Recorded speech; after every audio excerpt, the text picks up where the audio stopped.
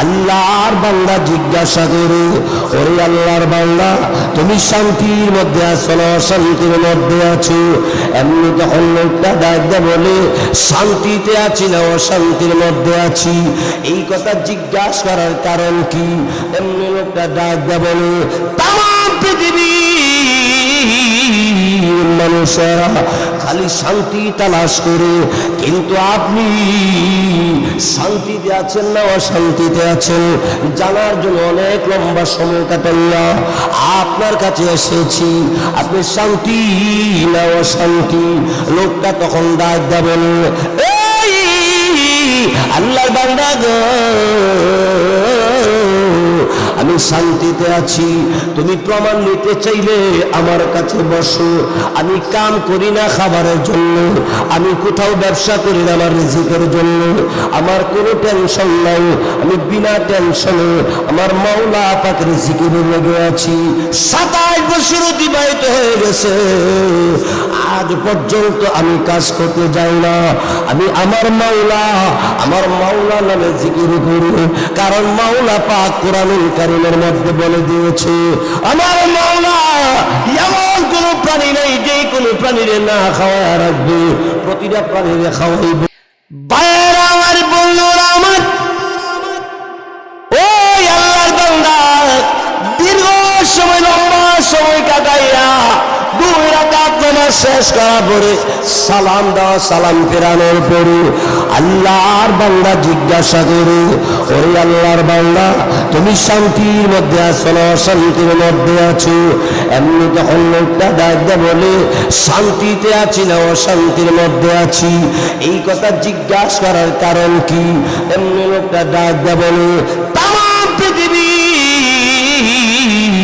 মানুষেরা খালি শান্তি তালাশ করে, কিন্তু আপনি শান্তিতে আছেন না অশান্তিতে আছেন জানার জন্য অনেক লম্বা সময় কাটাইয়া আপনার কাছে এসেছি। আপনি শান্তি না অশান্তি? লোকটা তখন ডাক দিয়ে বলে, এই আল্লাহর বান্দা গো, আমি শান্তিতে আছি। তুমি প্রমাণ নিতে চাইলে আমার কাছে বসো। আমি কাম করি না খাবারের জন্য, আমি কোথাও ব্যবসা করি না আমার রিজিকের জন্য, আমার কোনো টেনশন নাই। আমি বিনা টেনশনে আমার মাওলা পাকের জিকিরে লেগে আছি। 27 বছর অতিবাহিত হয়ে গেছে, আজ পর্যন্ত আমি কাজ করতে যাই না। আমি আমার মাওলা নামে জিকির করি, কারণ মাওলা পাক কোরআনুল কারীমের মধ্যে বলে দিয়েছে, আমার মাওলা এমন কোন প্রাণী নেই যে কোন প্রাণীরে না খাওয়া রাখবে, প্রতিটা প্রাণীরে খাওয়াইব। আল্লাহ কোরআনুল কারীমের মধ্যে বলে দিয়েছে, ওয়ামা মিন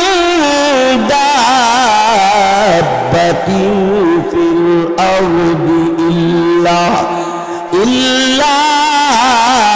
আলাল্লাহি রিজকুহা। সুবহানাল্লাহ। আল্লাহ বলেন, কাউকে না খাওয়ায় আল্লাহ রাখবে না। আমি আল্লাহ পাকের উপরে ভরসা করি, আমি আল্লাহর উপরে তাওয়াক্কুল করি, এই জীবন পরিচালনা করি। ওই লোকটা ডাকল, ভাই কিভাবে কোথায় থেকে তুমি খাবার খাও? এমনি তখন লোকটা চোখের পানি ছেড়ে দিয়া কান্দে, আর ডাক দেয়া বলে, শোনো, আমি মাওলা পাকের জিকির যখন আরম্ভ করে দিই, আমি চিনি না আমাকে টাইম মতো খাবার দেওয়া যায়। খাবার দেওয়ার আগে আমাকে সালাম দে, আমি সালামের জবাব দিতে দিতে খাবার দিয়ে লোকটা চলে যায়, পরিচয় আজও পর্যন্ত পাই নাই। লোকটা ডাক দেখো, তাহলে বুঝতে পারছি আপনি শান্তিতে আছেন। ওই লোকটা ওয়াজ করে রাখো, যদি মাওলা পাকের উপর ভরসা করে নিঃসন্দেহে যদি তুমি পাক্কা ইমানদার হতে পারো, তো অবশ্যই আল্লাহ তোমাকে শান্তিতে রাখবে, টেনশন থাকবে না। তোমার 5 টাকা পুঁজি থাকলে 60 টাকার কাজ করবা, টেনশন বাড়বে। 5 টাকা পুঁজি থাকলে তুমি যদি 3 টাকার কাজ করো, টেনশন মুক্ত থাকবে। ঠিক কিনা জোরে কর? মাওলারে রাখো।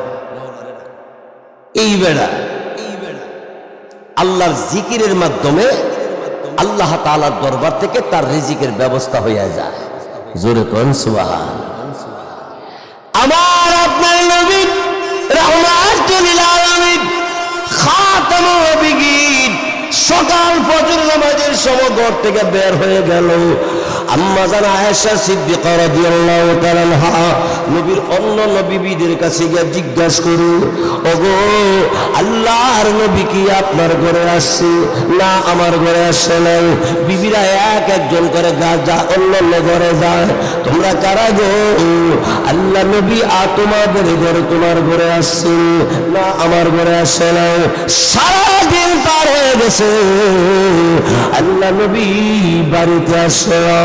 এবার সন্ধ্যা হয়ে গেছে। সাহাবায়ে কেরাম নামাজের পরে রাসূলকে জিজ্ঞাসা করলেন, মাগরিবের পরে নবীকে জিজ্ঞাসা করলেন, নবী গো আপনি কি বাড়িতে গেলেন না, কারণ কি? আল্লাহ নবী বলে, শোনো, আমি রাতের বেলা বাড়িতে যাব। আমি সারাদিন একটা সংবাদ পেয়ে গেছি। সংবাদ পাওয়ার পরে আমার শান্তি লাগে না।